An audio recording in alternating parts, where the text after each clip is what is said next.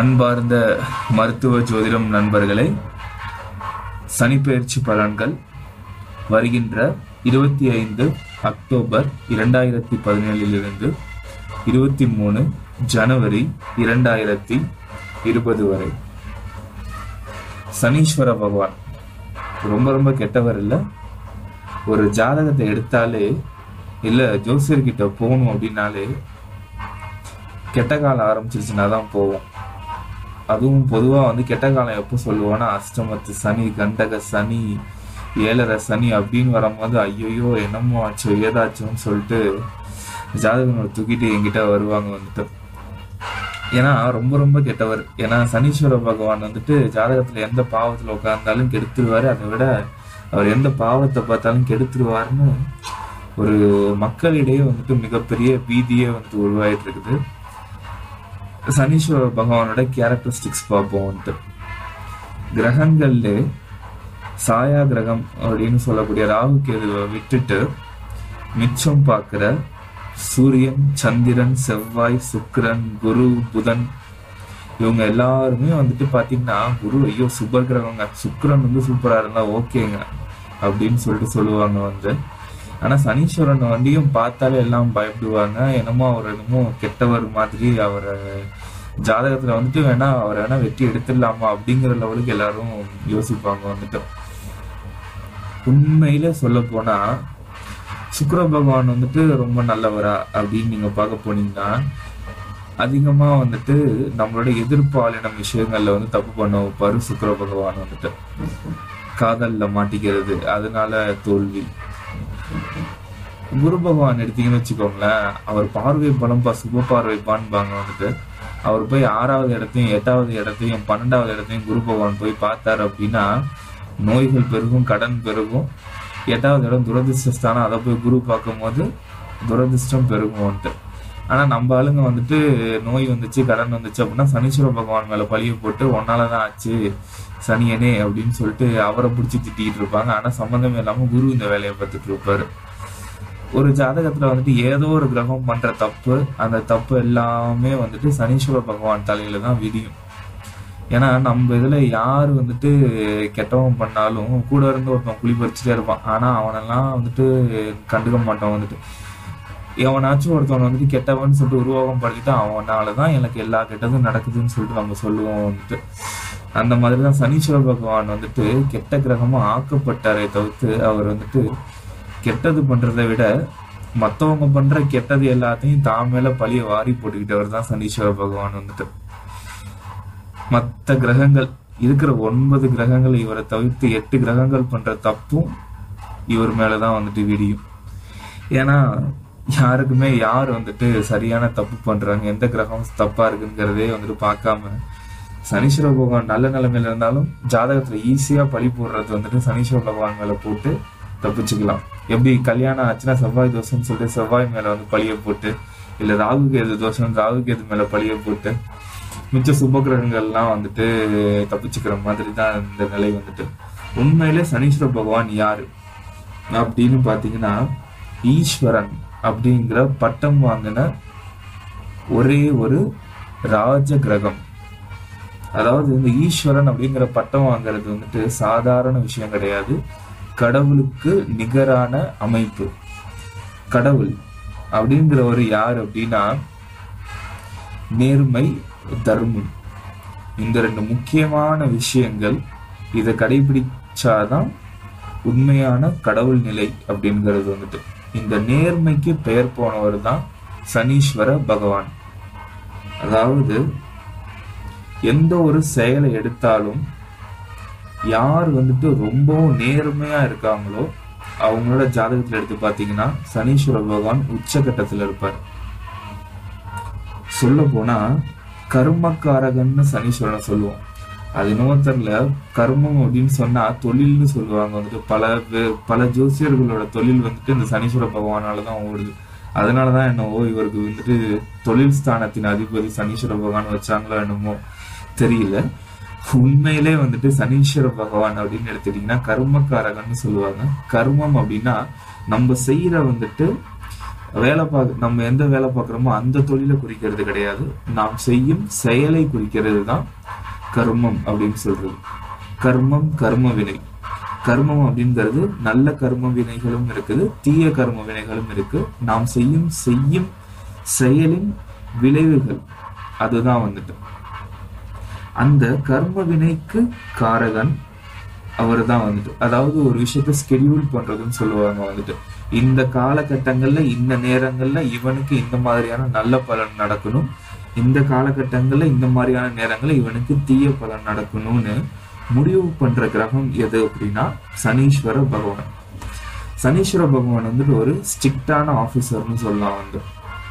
எப்படி அப்படின்னா, ஒரு ஜாதகத்துல எடுத்துக்கிட்டீங்க அப்படின்னா 3 இடத்த வந்துட்டு சனீஸ்வர பகவான் பார்ப்பாரு, ஒரு இடத்துல உட்கார்ந்து இருப்பாரு. அந்த 4 பாவங்களை வந்துட்டு தீவிரமா ஆராய்ஞ்சோம் ஒருத்தவங்களோட ஜாதக கட்டத்துல அப்படின்னா, அவங்க எப்படி நடந்துக்கிட்டா எப்படி வாழ்க்கையில வெற்றி பெறுவாங்கிறத பக்காவா எடுத்து சொல்ற விஷயம் வந்து சனீஸ்வர பகவானை வச்சு சொல்லலாம். அதாவது குறிப்பிட்டு சொல்ல போனோம் அப்படின்னா, சனீஸ்வர பகவான் வந்துட்டு ஒரு இடத்துல உட்காருது அப்படின்னா, அவர் உட்கார்ந்த இடம் வந்துட்டு ஒரு பாத்தீங்கன்னா ஸ்கூல்ல வந்து ஒரு ஹெட்மினிஸ்ட் பொசிஷன், இல்ல வந்துட்டு ஒரு தப்பே, அதாவது ஒரு அதிகாரம் பண்ற பொசிஷன். உங்க 12 பாவங்கள்ல வந்துட்டு எங்க சனீஸ்வரன் உட்கார்றாரோ அந்த இடத்து வந்துட்டு அவரோட ஆதிக்கம் வந்து முழுமையா நிறைஞ்சிடும். அந்த ஆதிக்கத்தோட பலனை தான் இந்த பிறவில நம்ம முழுமையா அனுபவிப்போம். சொல்ல போனா, நீங்க ரொம்பவும் நல்லது பண்ணியிருந்தீங்க அப்படின்னா, ரொம்ப ரொம்ப ரொம்ப ரொம்ப அளவு கடந்த தர்மங்கள் பண்ணியிருந்தீங்க, ரொம்பவும் நேர்மையா நடந்திருந்தீங்க அப்படின்னா சனீஸ்வர பகவான் வந்து 11ஆம் பாவத்துல உட்காருவாரு. உங்க லக்னத்துக்கு 11ஆம் பாவத்துல சனீஸ்வர பகவான் உட்கார்ந்தா நீங்க ஒரு உன்னதமான பிறப்பு, அதாவது நீங்க செஞ்ச நல்வினைகள் எல்லாமே வந்துட்டு அனுபவிக்கிறதுக்காக எடுத்த பிறப்புன்னு சொல்லலாம் வந்து. அதே போல ஒவ்வொரு பாவத்திலையும் எங்கெங்கெல்லாம் சனீஸ்வர பகவான் உட்கார்றாரோ அதை வச்சு அவங்களுக்கு எந்த விதமான தோஷங்கள் இருக்கு, இந்த பிறவில எந்த விதமான கர்மங்களை அவங்க அனுபவிக்கிறதுக்கு வந்திருக்காங்கிறத ஈஸியா சொல்லிடலாம். அது மட்டும் இல்லாம சனீஸ்வர பகவான் பாத்தீங்க அப்படின்னா 3 பார்வைகள், அதாவது 3ஆம் பார்வை, நேர் எதிர் 7ஆம் பார்வை, அது மட்டும் இல்லாம 10ஆம் பார்வைன்னு சொல்லுவாங்க. இந்த 3 பார்வையும் சனீஸ்வர பகவானுக்கு உண்டு. சயின்டிபிக்கா பாத்தீங்க அப்படின்னா, நம்ம எர்த்லேருந்து எந்தெந்த கிரகங்கள்லாம் வந்து தொலை தூரத்துல இருக்குதோ அதுக்கு எல்லாமே வந்து 3 பார்வைகள் இருக்கும் வந்துட்டு. எர்த்துக்கு அடுத்தது நீங்க பாத்தீங்க அப்படின்னா மெர்க்குரி, வீனஸ், எர்த்துக்கு அப்புறம் மார்ஸ், ஜூபிட்டர், சாட்டர்ன். மார்ஸ்க்கு எடுத்தீங்கன்னா 3 பார்வை இருக்கும், 4, 7, 8. ஜூபிட்டருக்கு எடுத்தீங்கன்னா 5, 7, 9. சனீஸ்வரனுக்கு எடுத்தீங்க அப்படின்னா 3, 7, 10. அதாவது என்ன அப்படின்னா, அதெல்லாமே வந்து மிகப்பெரிய கோள்கள். ஜூபிட்டர், மார்ஸ், சாட்டர்ன் அப்படிங்கிறது வந்துட்டு தொலை தூரத்துல இருந்து வரும்போது ஒரு லைட்டை நீங்க அடிக்கிறீங்க அப்படின்னா, நம்ம வந்து தொலை தூரத்துல இருக்கோம்னா அதிகமா அது ஸ்கேட்டர் ஆகும் வந்துட்டு. ஸோ அந்த பாவங்கள் வந்து ஸ்கேட்டர் ஆகும்போது அது 3 இடத்துல அதோட ஒளிங்கிறது படும். ஒவ்வொருத்தவங்களோட ஜாதக கட்டத்திலையும் அந்த 3 இடத்துல படுற ஒளியோட அமைப்பு தான் வந்துட்டு பார்வைகள்னு சொல்றது வந்து. அந்த பார்வைகள் எந்தெந்த பாவத்து மேலாம் படுதோ, அதாவது என்ன அப்படின்னா, சனீஸ்வரன் வந்துட்டு சூரியனோட புதல்வன். ஆனா சூரியனோட புதல்வன் வந்து யமதர்மரும் கூட. யமதர்மருக்கும் சனீஸ்வரனுக்கும் வந்துட்டு ஆகவே ஆகாது. அது வந்துட்டு சில சூரியனுக்கும் இவங்களுக்கும் நடந்த சில பிரச்சனைகள் அப்படின்னால சனீஸ்வரனும் சூரியனும் பிரிஞ்சிடுவாங்க குடும்பத்தை விட்டு. அதனால சனீஸ்வரனுக்கு எப்போதுமே சூரியனை வந்துட்டு பிடிக்கவே பிடிக்காது. அதனால சூரிய குடும்பத்தை விட்டு ரொம்ப தொலை தூரத்துல அவர் போயிருப்பாரு. அதுதான் வந்துட்டு அது கடைசியா இருக்கக்கூடிய சாட்டர்ன் பிளானட் வந்து.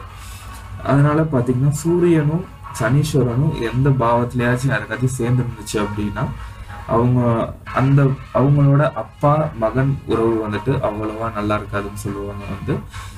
இன்னொன்னு, யம தர்மராஜனும் லேசுப்பட்டவர் இல்ல, அவரும் தர்மராஜன் அப்படின்னு தர்மத்துக்கு பெயர் போடுவாங்க. சூரியனோட 2 புதல்வர்களும் வந்துட்டு, அதாவது சூரியனோட கேரக்டரிஸ்டிக்ஸ் கொஞ்சமாச்சும் இருக்கணும்ல. கர்ணன் எல்லாருக்குமே தெரியும் வந்து, கொடுக்கணும் அப்படின்னு முடிவு பண்ணிட்டாங்க அப்படின்னா கர்ணன் வந்துட்டு எல்லாத்தையும் கொடுத்துடுவாரு. அதே மாதிரிதான் சனீஸ்வரனும் வந்துட்டு கொடுக்கணும்னு அவர் நினைச்சிட்டாரு அப்படின்னா 7.5 வருஷம் ஒரு கட்டத்தை விட்டு 7.5 சனி முடிஞ்சு போகும்போது அவ்வளோதான் கொடுத்துட்டு போவாரு. எவ்வளோக்கெல்லாம் உங்களை கஷ்டப்படுத்துறாரோ அவ்வளோக்கெல்லாம் நம்ம செஞ்சுட்டு போவார் வந்துட்டு. சனீஸ்வரன் மாதிரி கொடுக்குற கிரகம் வேற எதுவுமே கிடையாது. கொடுத்ததை புடுங்காத கிரகமும் சனீஸ்வரன் மட்டும்தான். வேற எந்த கிரகம் வேணாலும் கொடுத்துட்டு திரும்பி எடுத்துக்குவோம் வந்துட்டு. பாத்தீங்கன்னா சுக்கிரன் வந்து காதலை கொடுப்பாரு. அந்த காதல்னால நம்ம வந்துட்டு ஜாஸ்தி அலைவும் வந்துட்டு கொஞ்ச நாள் கழிச்சு அந்த காதலை விட்டுட்டு போனோடனே அதுக்கு எதிரான விளைவு காதல்ல வருத்தப்பட்டு தாடி வச்சுட்டு தேவதாஸ் மாதிரி அலையிறது. கொடுத்ததை புடுங்கிக்கிற கிரகம் எல்லா கிரகமும். ஆனா நம்மள அடின்னு அடிச்சு முழுமையா கொடுத்துட்டு போற கிரகம் சனீஸ்வரன் மட்டும்தான். அந்த சனீஸ்வரனை நீங்க நல்லா ஆராய்ஞ்சு பாத்தீங்க அப்படின்னா அது மட்டும்தான் முழுமையா கொடுக்குற கிரகம், நேர்மையா கொடுக்குற கிரகம்.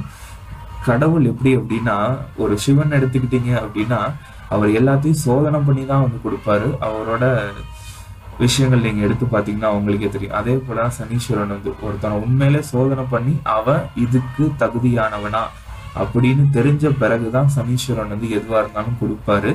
அவரோட சோதனையில வந்துட்டு தாக்கு பிடிச்சி நிக்கிறது தான் பெரிய விஷயம். பல பேரால நிக்க முடியாது வந்து. அவர் வந்துட்டு சோதனை கொடுக்கறது பாத்தீங்கன்னா 27 வருஷத்துக்கு ஒரு முறை வந்துட்டு ஒவ்வொரு ஜாதகர்களுக்கும் அடுத்த 7.5 வருட காலங்கள்ங்கிறது வந்து கொடுப்பாரு. ஒரு பாவத்திலையும் பாத்தீங்கன்னா 2.5 வருஷ காலம் நிற்பாங்க. ஏன்னா சனீஸ்வரனுக்கு வந்துட்டு ஒரு கால் வந்து கிடையாது. அவர் அதனால நொண்டி நடப்பாரு அப்படிங்கிறது வந்துட்டு புராணம். சாட்டன் வந்துட்டு ரொம்பவும் தொலை தூரத்துல இருக்கிறது ரொம்பவும் ஸ்லோவா சூரியனை சுத்தி வர்றதுனால 2.5 வருட காலங்கள் வந்துட்டு ஒரு ராசிலையும் வந்துட்டு சனீஸ்வர பகவான் தங்குவார். அந்த 2.5 வருஷ காலங்கிறது 3 ரவுண்டு சுத்தி வரும்போது நம்மளோட ஆயுள் காலம் 90 வயதா ஆயிடும். அதனாலதான் முதல்ல சுத்துறது வந்து இளமை காலத்துல சுத்துற சனி வந்துட்டு நம்ம வாழ்க்கையில வந்துட்டு ஒரு வாழ்க்கைனா என்னன்னு புரிய வச்சுட்டு போகும். மத்தியம காலத்துல வர சனி வந்துட்டு நம்ம வந்துட்டு உணர்ந்து தெளிய வைக்கும் வந்துட்டு. இறுதி காலத்துல வர சனி வந்துட்டு மரண சனின்னு சொல்லுவாங்க. 3 ரவுண்டு சனீஸ்வர பகவான் வரதுதான் வந்துட்டு அந்த 3 ரவுண்டு வரும்போது 7.5 காலங்கள்ங்கிறது நம்மளை பிடிக்கும் போது நம்ம கிட்ட இருக்கிற பல தீய கர்ம வினைகள் வந்துட்டு விலகும். பொதுவா சொல்ல போனா ஒரு பேங்க் அக்கௌண்ட்னு எடுத்துக்கோங்க, ஒரு டெபிட் அக்கௌண்ட், ஒரு கிரெடிட் அக்கௌண்ட்னு எடுத்துக்கோங்க. 1 லட்சம் ரூபாய் வந்துட்டு உங்களோட அக்கௌண்ட்ல ஆல்ரெடி இருக்கு அப்படின்னா அதுதான் நீங்க பூர்வ ஜென்மத்துல சம்பாதிச்சுட்டு வந்த பணம்னு வச்சுக்கோங்க. இந்த சைடு வந்து உங்களுக்கு 1 லட்சம் ரூபாய் கடன் இருக்குன்னு வச்சுக்கோங்க. இது எல்லாமே நீங்க பூர்வ ஜென்மத்துல செஞ்சுட்டு வந்த பாவ வினைகள்னு வச்சுக்கோங்க. அந்த 1 லட்சம் ரூபாய் கடனை கட்ட வைக்கிறது வந்துட்டு சனீஸ்வர பகவான். இந்த 1 லட்சம் ரூபாய் அசலை கரைக்கிற விஷயம் தான் குரு பகவான் வந்துட்டு. அதனால இந்த கடனை முழுமையா அடைக்கணும் அப்படின்னா 3 ரவுண்டு சனீஸ்வர பகவான் முழுமையா சுத்தி வந்தாரு அப்படின்னா முழுமையான கடனை நம்மளை அடைக்க வைப்பாரு. இந்த முழுமையான கடன் அடைஞ்சிரும், அது பிரச்சனை கிடையாது. இந்த கடனை அடைச்சிட்டு புது கடனையும் நம்ம வந்துட்டு வாங்குவோம் வந்துட்டு. அதுதான் வந்துட்டு வெவ்வேறு பிறவிகள்னு சொல்லிட்டு நமக்கு தொடர்ந்துட்டு போறது. அதாவது பாத்தீங்க அப்படின்னா நம்ம கர்ம வினைகள் நம்மளை வந்துட்டு ஜாஸ்தி தாக்கும் போது பாத்தீங்கன்னா அந்த 7.5 சனி காலங்கள், அஷ்டமத்து சனி, இந்த காலங்கள்லாம் பாத்தீங்கன்னா அவங்களை போட்டு புரட்டி எடுக்கும் வந்துட்டு. எல்லாரும் லைஃப்ல ரொம்பவும் வந்து துவண்டு போயிடுவாங்க வந்து. அப்போ என்ன பண்ணுவாங்கன்னா நம்மள மிச்ச கிரகங்கள் வந்து விட்டுறாது. சனீஸ்வர பகவான் வந்து சோதிக்கும் போது சுக்கிரன் சொல்லுவார் வந்துட்டு, டே நீ அவனை ஏமாத்து, நீ வந்துட்டு எஸ்கேப் ஆகி போயிடலாம் அப்படின்ற. புதன் சொல்லுவார், உன்னை நான் தப்பிக்க வைக்கிறேன், உனக்கு இருக்கிற அறிவு திறனால நீ கண்டிப்பா தப்பிக்கலான்னு. சந்திர பகவான் என்ன பண்ணுவாருன்னா மனசை தேத்துவார், உன்னால முடியல, நீ எந்திரிச்சு நடரா, இதுல நீ வெளில வந்துடுவான்னு சொல்லிட்டு சந்திர பகவான் சொல்லுவார். குரு பகவான் வந்துட்டு நல்ல பார்வையெல்லாம் பார்த்து உங்களுக்கு நிறைய ஆப்பர்ச்சுனிட்டிஸ் எல்லாம் எடுத்து கொடுத்து இந்த கர்மனில இருந்து வெளில எடுத்து விட பார்ப்பாரு. ஆனா இவங்க எல்லாருமே நல்லது பண்றாங்க தெரியுமா. ஆனா கர்ம வினைகளை இவங்களால குறைக்க முடியாது, சனீஸ்வரனால மட்டும்தான் குறைக்க முடியும். அது எப்படின்னா உங்களோட தீய கர்ம வினைகளை முழுமையா நீங்க அனுபவிச்சா மட்டும்தான் குறைக்க முடியும். அதாவது ஒரு தப்பு நீங்க செஞ்சிட்டீங்க, அந்த தண்டனை உங்களுக்கு கிடைக்குது அப்படின்னா 100 சாட்டை அடின்னு உங்களுக்கு வந்துட்டு சொல்றாங்க அப்படின்னா அந்த 100 சாட்டை அடி உங்களுக்கு கண்டிப்பா சனீஸ்வர பகவான் கொடுத்தே ஆவார். நீங்க இந்த ஜென்மத்துல வந்து 10 சாட்டை அடையிலே வந்து உங்க புதனை யூஸ் பண்ணியோ சுக்கிரனை யூஸ் பண்ணியோ குருவை யூஸ் பண்ணி நீங்க தப்பிச்சு போனாலும் அடுத்த ஜென்மத்துல மிச்ச 90 சாட்டை அடியும் சனீஸ்வர பகவான் கொடுக்காம விட மாட்டாரு. அதனால அடிக்கும் போது நம்ம பண்ண தப்புக்கு தான் நம்ம அடி வாங்குறோங்கிறத உணர்ந்து முழுமையா நம்ம அடிச்சு வெளில வந்துடணும் வந்து. அப்போதான் முக்திங்கிற ஒரு நிலைக்கு நம்மள தள்ளப்படுவோம். அது முழுமையான கர்ம வினைகள் ஒருத்தவனுக்கு தீருது அப்படின்னா அடுத்த ஸ்டேட்லேயே தான் அவனுக்கு வந்து உயர்வு நிலை ஆரம்பிக்குதுன்னு அர்த்தம். அதனாலதான் சனீஸ்வர பகவான் ஜாஸ்தி படுத்தும் போது நமக்கே தெரியும், நம்ம வந்து ஒரு ஸ்டெப் எடுத்து வச்சோம் அப்படின்னா சறுக்கும். வந்துட்டு தொழில் ரீதியா ஸ்டெப் எடுத்து வச்சா சறுக்கும். நம்மள அதிக பேர் அவமானப்படுத்துவாங்க, நம்மளுக்கு வந்துட்டு அதிகமான டென்ஷன் ஏற்படுத்தும். அதாவது நம்மளால பொறுக்க முடியாம நம்ம வந்துட்டு கதறுவோம், வந்து கடவுள்கிட்ட போய் அழுவோம். வந்து சில பேருக்கு வந்துட்டு நினைப்பாங்க எனக்கு குழந்தை பாக்கியமே இல்லைன்னு நினைப்பாங்க. சில பேர் வந்துட்டு எனக்கு தொழில நிம்மதியே இல்லைன்னு நினைப்பாங்க. குழந்தைங்க எப்படி இருக்காங்க, பிள்ளைங்க எப்படி இருக்காங்க, மனைவி இப்படி இருக்கா, அப்படி இப்படின்னு சொல்லிட்டு எந்தெந்த பாவங்கள்லாம் சனீஸ்வர பகவான் ஜனன ஜாதகத்துல பாக்குறாரோ அந்தந்த பாவங்கள்ல வந்துட்டு குறைகள் இருக்கும். 5வது பாவத்துல பார்த்தா குழந்தைகள் ரீதியான பிரச்சனைகள் கொடுப்பாரு. 7வது பாவத்தை பார்த்தா மனைவி நண்பர்கள் ரீதியான பிரச்சனை. தொழில் ஸ்தானம் 10வது இடத்தை பார்த்தா தொழில் ரீதியான ப்ராப்ளம். லாபஸ்தானத்தை பார்த்தா என்னதான் தொழில் பண்ணாலும் நஷ்டமாகிக்கிட்டே இருக்கும். இந்த மாதிரி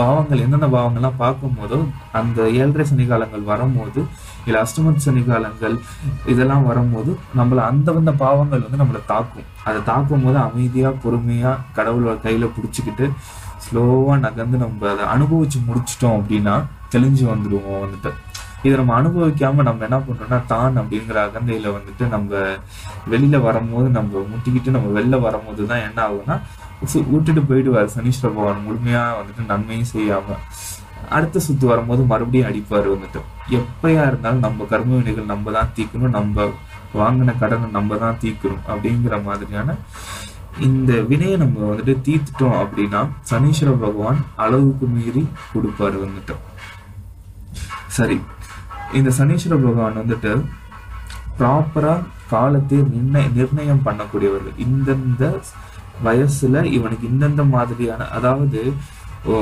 ஒருத்தவனை ஓவரா போட்டு படுத்துனா அவன் சூசைடு தான் பண்ணிக்குவான். அதனால இன்ச்சா படுத்துவார் அந்த சனீஸ்வர பகவான். வந்து முதல் தடவை சுத்தி வரும்போது லைட்டா படுத்துவார், 2வது தடவை சுத்தி வரும்போது கொஞ்சம் அதை விட ஸ்ட்ராங்கா படுத்துவாரு, 3வது தடவை சுத்தி வரும்போது ஆயிலையும் முடிக்கிற லெவலுக்கு படுத்துவார். வந்துட்டு அந்த அந்த 3வது தடவை 90வது வயதுல சுத்தி வர காலகட்டங்கள்ல வந்துட்டு படுத்தும் போது சில பேர் நோய் வாயில தப்பிச்சு அதுக்கு தாண்டி 100 வயது வரைக்கும் உயிர் வாழ்வாங்க. சில பேர் அதுலயே வந்துட்டு மரணம் அடைஞ்சிருவாங்க. வந்துட்டு இந்த மாதிரியான சில அமைப்புகள் எல்லாமே சனீஸ்வர பகவான சொல்லலாம்.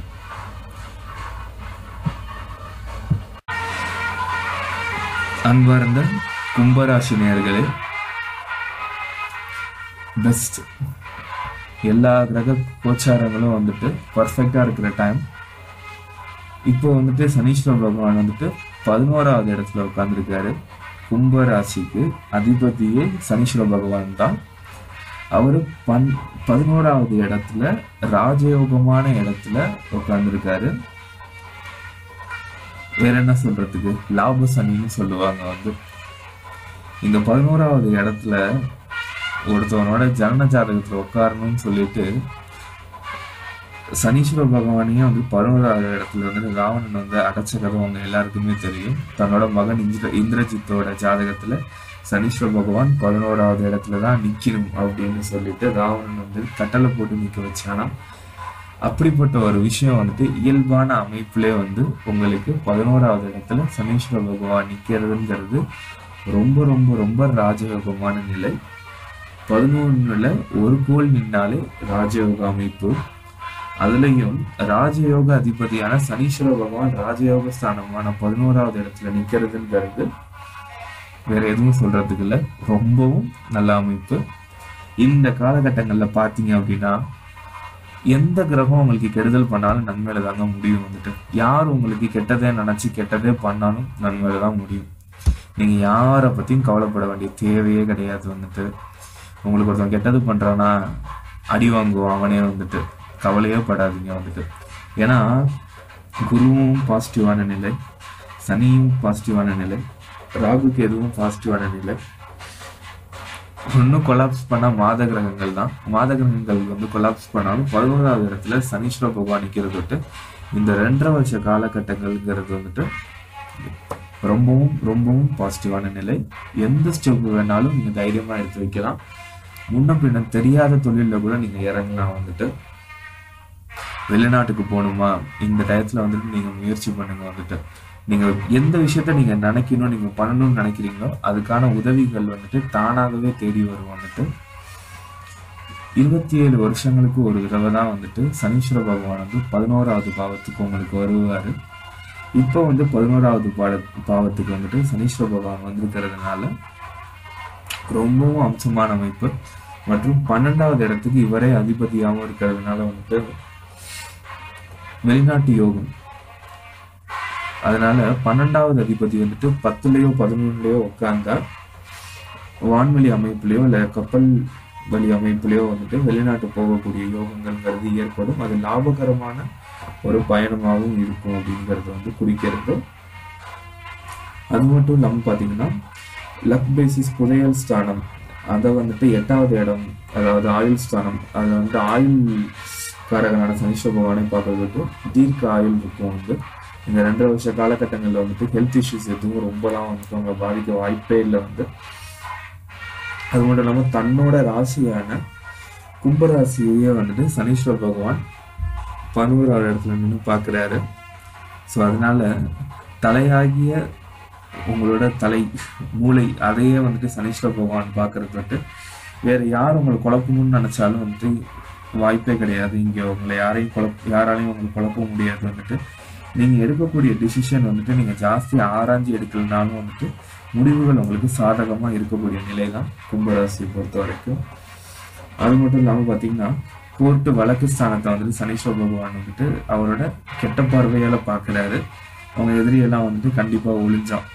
அதாவது இத்தனை நாளா அவங்களுக்கு தொல்லை கொடுத்துட்டு இருந்தவன் அவன்லாம் வந்துட்டு பாத்தீங்கன்னா இப்போ வந்துட்டு தெரிச்சு ஓடுவான் வந்துட்டு அவங்கள பார்த்துட்டு இருக்கவங்க வந்துட்டு.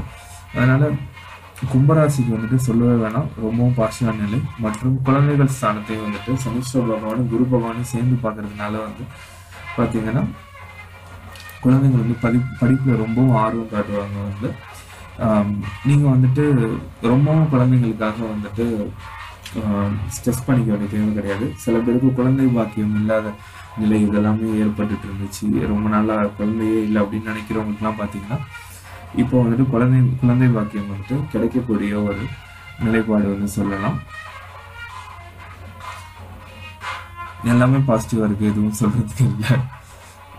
இந்த தகவல் பிடிச்சிருந்துச்சுன்னா வீடியோ லைக் பண்ணுங்க, சேனல் சப்ஸ்கிரைப் பண்ணுங்க, சேனலோட இணைஞ்சிருங்க.